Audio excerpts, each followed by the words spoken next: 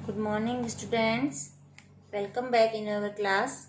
आज हम class 4th का 5th चैप्टर पढ़ेंगे जो है कविता, और जिसका हेडिंग है मत रुक कदम बढ़ा।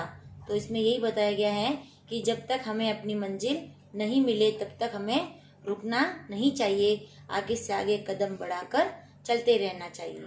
ठीक है, कविता पढ़ते हैं अपन। मत रुक कदम बढ़ा, आगे आगे बढ़ता जा। इसमें देखो कुछ बच्चे हैं जो हाथ में फ्लैग लिए खड़े हैं, चल रहे हैं। तो इसमें यही बताया गया है कि हमें तब तक नहीं रुकना चाहिए जब तक कि हमें अपनी मंजिल प्राप्त न हो। तो कह रहा है कवि कि मत रुक, आगे अपने कदम से कदम बढ़ाते आगे बढ़ते चले चलो। अब जब अपन आगे बढ़ेंगे तो क्या क्या परेशानी आती हैं। पर्वत आवे घोर कठोर, मेघ घिरे होवे सब ओर, तड़ तड़ हो बिजली का शोर, ऊपर ऊपर चढ़ता जा। तो कवि कहता है कि जब भी हम आगे बढ़ते जाते हैं तो हमारी राह में अनेक परेशानियां, अनेक मुसीबतें आती हैं। तो उन आने वाली मुसीबतों में देखो, पहले जैसे पर्वत आवे, अगर कोई बड़ा सा पर्वत आवे, घोर का मतलब होता है बहुत बड़ा, भयंकर, और कठोर होता है वो आ जाए, पर्वत रूपी बाधाएं आ जाए। या फिर मेघ का मतलब बादल, घिरे होवे सब ओर, या फिर बादल पूरे और छाए हो, आसमान में पूरा घोर अंधेरा हो जाए, और तड़ तड़ हो बिजली का शोर। और जब बारिश के समय जैसे बिजली चमकती है और कैसी उसकी आवाज आती है, तो उसमें बताया गया जिस तरह राह में बढ़ते समय अगर घोर भयंकर पर्वत आ जाए, या फिर चारों ओर से काले मेघ घिर आवे, या उनमें से बिजलियों का खतरनाक शोर आ जाए, फिर भी हमें उनसे न डरकर ऊपर ऊपर चढ़ता जा, उन पर्वतों की ओर चढ़ता जा। हमें आगे बढ़ते रहना चाहिए, इन आने वाली परेशानियों मुसीबतों से न घबराकर आगे बढ़ते जाना चाहिए। ठीक है, फिर है मत रुक कदम बढ़ा, आगे आगे बढ़ता जा। कवि कह रहा है कि इन सब मुसीबतों के आने पर भी हमें रुकना नहीं चाहिए और अपने कदम आगे की ओर बढ़ाते रहता चाहिए। नदियों का हो वेग भयंकर, पथ में हो कंटक या कंकर, चाहे विषधर हो प्रलयंकर, अपना पथ तू घड़ता जा।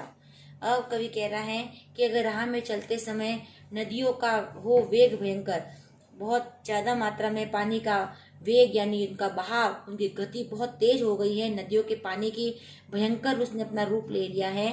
पथ यानी रास्ते में, कंटक यानी कांटे, या फिर हमारे रास्ते में बहुत सारे कांटे हो, कंकड़ हो, या चाहे विषधर का मतलब होता है सांप, चाहे सांप बहुत ही प्रलयंकर मतलब बहुत ही खतरनाक, बहुत ही बड़ी साइज में, या फिर बहुत बड़ा विशाल सांप अगर हमारे इस रास्ते में भी आ जाए, ऐसी परेशानियां भी आ जाए, तो भी अपना पथ तू घड़ता यानी बनाता जा, अपना रास्ता तो स्वयं बनाता जा।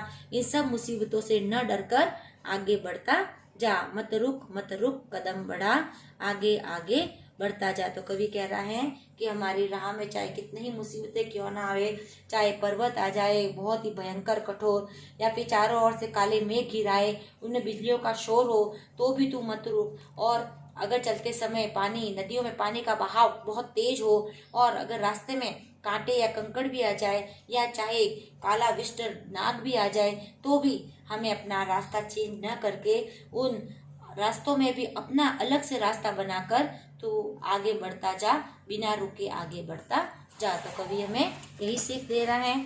आगे वाली लाइनें हैं, अरिदल रोके राह खड़ा हो, पथ में या गजराज अड़ा हो। अरिदल का मतलब होता है शत्रुओं का दल। अरि मतलब शत्रु और दल का मतलब समूह।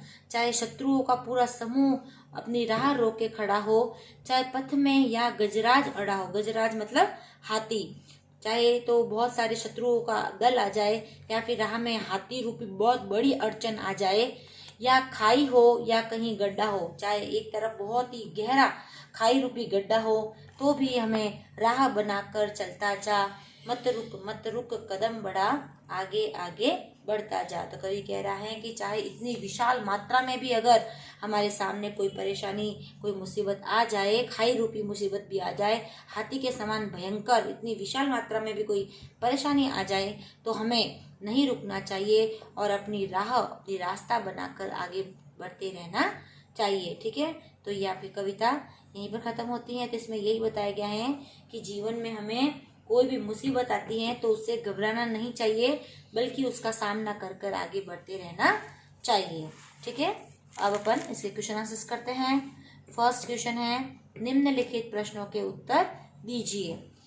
फर्स्ट है, ऊपर चढ़ते जाने में क्या क्या कठिनाइयां आती हैं। ऊपर चढ़ते जाने मतलब जब हम जीवन में आगे बढ़ते हैं तो क्या क्या परेशानी आती हैं।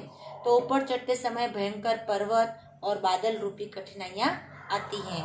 यहाँ भयंकर पर्वत और बादल रूपी कठिनाइयों से मतलब है कि जीवन में ऐसी विषम परिस्थितियां आती हैं जिनका हमें सामना करना होता है।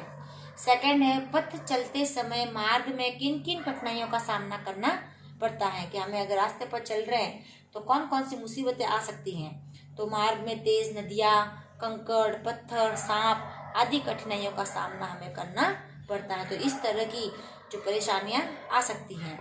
थर्ड है, अरिदल हमारे मार्ग में आकर क्या करेगा। अरिदल मतलब शत्रुओं का समूह। सो बहुत सारे शत्रु आ जाए तो क्या कर सकेंगे वो। तो शत्रुओं का समूह हमारे सफलता के मार्ग में राह रोक के खड़ा रहेगा। वो हमारा जो रास्ता है उसको रोक कर खड़ा रह सकता है, हमें आगे नहीं बढ़ने दे सकता। तो उसको हटा के हमें अपना रास्ता खुद बनाना पड़ता है। और इसका लास्ट क्वेश्चन है, समस्त कठिनाइयों के होते हुए भी हमें क्या करना होगा। तो हमें रुकना नहीं चाहिए, आगे बढ़ते रहना चाहिए। चाहे कितनी भी परेशानी आ जाए, कितनी भी कठिनाई आ जाए, हमें रुकना नहीं है, आगे ही आगे बढ़ते रहना है। ठीक है, ये आपके क्वेश्चन आंसर हो गए। सेकंड है, कविता की छूटी हुई अगली पंक्ति लिखिए। इसमें एक लाइन दे रखी है, दूसरी ब्लैंक है, वापस दे रखी है, फिर ब्लैंक है। तो फर्स्ट है, नदियों का हो वेग भयंकर। तो इसके आगे वाली लाइन थी, पथ में हो कंटक या कंकड़। फिर है, चाहे विषधर हो प्रलयंकर। तो आपको आगे वाली लाइनें इस कविता में से ढूंढ कर आपको यहाँ पर फिलअप करनी है। ठीक है, तो ये आपको खुद करना है। मैंने यहाँ पर एक लाइन लिख के आपको बता दी है कि इस तरह से करना है, और आगे वाली लाइनें कविता में से देखकर फिलअप कर लेना। ठीक है, अब है भाषा बोध का क्वेश्चन। समानार्थी शब्द लिखिए। समानार्थी शब्द का मतलब होता है समान अर्थ वाले, जिनका अर्थ इसके जैसा ही होता है, अलग नहीं होता है। तो समान अर्थ वाले शब्द लिखने हैं आपको। जैसे पथ, पथ का मतलब रास्ता भी होता है, रास्ता का मतलब पथ भी होता है। दोनों का जो अर्थ है वो सेम होता है। ठीक है, तो समान अर्थ वाले लिखने हैं, मतलब दोनों का अर्थ समान होना चाहिए। कंटक और कांटे, इन दोनों का अर्थ सेम होता है, चाहे कंटक का हो चाहे कांटे का हो। विषधर, विषधर को सांप भी कहते हैं, तो दोनों का अर्थ सेम हो गया। अरि, अरि को शत्रु भी कहते हैं, तो इन दोनों का अर्थ भी सेम हो गया। फिर है मेघ, मेघ को बादल भी कहते हैं। दल, दल को अपन समूह कहते हैं, इंग्लिश में क्या कहते हैं, ग्रुप। ठीक है, तो दल का समानार्थी शब्द समूह हो गया। फिर वेग, वेग का मतलब होता है इसकी स्पीड, तो इसको हिंदी में इसका जो समानार्थी शब्द है वो गति हो गया। तो वेग का समानार्थी क्या हो गया, गति। और गजराज का समानार्थी हो गया हाथी। तो इस तरह से आपको इनके ये समान अर्थ वाले शब्द हो गए, जिनको कहते हैं समानार्थी शब्द।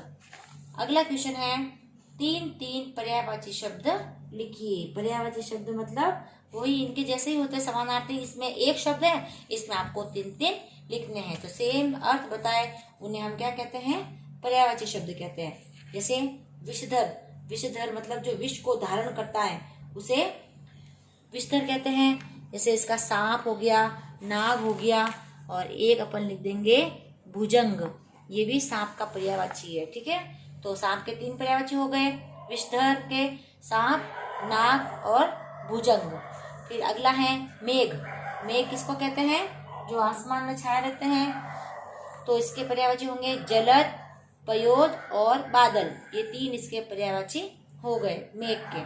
अगला है पर्वत। पर्वत के पर्यायवाची होते हैं पहाड़, सुमेरु या नग कह सकते हैं, और गिरी। ठीक है, इन दोनों में से आपको जो अच्छा लगे वो एक लिख देना। तो पहाड़, नग और गिरी ये पर्वत के पर्यायवाची हो गए। तो एक एक के तीन तीन पर्यायवाची इस तरह से आपको लिखना है। ठीक है, अब है संज्ञा पद चुनकर लिखिए। संज्ञा पद, संज्ञा किसे कहते हैं पता है ना, किसी व्यक्ति, वस्तु, जाति, स्थान और भाव के नाम को संज्ञा कहते हैं। तो इसमें या फिर तो किसी व्यक्ति का नाम आएगा, वस्तु का नाम आएगा, या फिर भाव का नाम आएगा, वो अपने को पहचान कर इधर लिखना है। तो क्वेश्चन है संज्ञा पद चुनकर लिखिए। जैसे फर्स्ट है, पर्वत आवे घोर कठोर।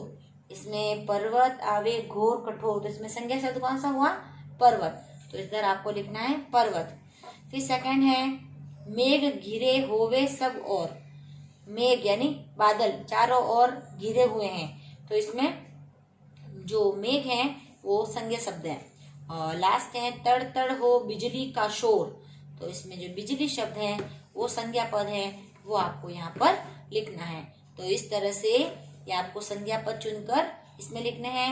मैंने आपको चैप्टर पूरा कंप्लीट करवा दिया है, तो आपको अच्छी सुंदर हैंडराइटिंग में अपनी नोटबुक में करना है। समझ में नहीं आए तो इसको 1 बार 2 बार वापस रिपीट इसको देखना है, ताकि आपको ये कविता अच्छे से समझ में आ जाए। ठीक है, और ये पूरा चैप्टर आपको अपनी नोटबुक में सुंदर हैंडराइटिंग में कंप्लीट करना है। ठीक है।